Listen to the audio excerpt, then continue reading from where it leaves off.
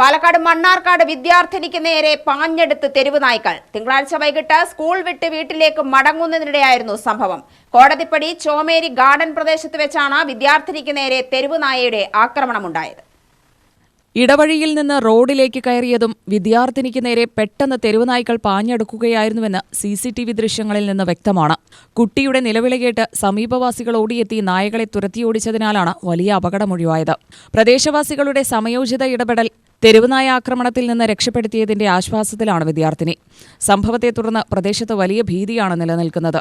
School കുട്ടികളും മുതിർന്നവരുമടക്കം നിരവധി ആളുകൾ ദിവസേന സഞ്ചരിക്കുന്ന മേഖലയിലാണ് തെരുവുനായ ശല്യം രൂക്ഷമായിരിക്കുന്നത്. കൂട്ടമായെത്തുന്ന നായകൾ വഴിയാത്രക്കാരെ പിന്തുടരുന്നതും വാഹനങ്ങൾക്ക് പിന്നാലെ ഓടുന്നതും പതിവായതായി നാട്ടുകാർ പറയുന്നു. പ്രദേശത്ത് തെരുവുനായകളുടെ എണ്ണം ഗണ്യമായി വർദ്ധിക്കുന്നത് കുട്ടികൾക്കും വയോധികർക്കും ഉൾപ്പെടെ ഭീഷണിയായി മാറുന്ന സാഹചര്യം ഒഴിവാക്കാൻ അടിയന്തര നടപടി വേണമെന്നാണ് നാട്ടുകാരുടെ ആവശ്യം. UTV news, Palakkad.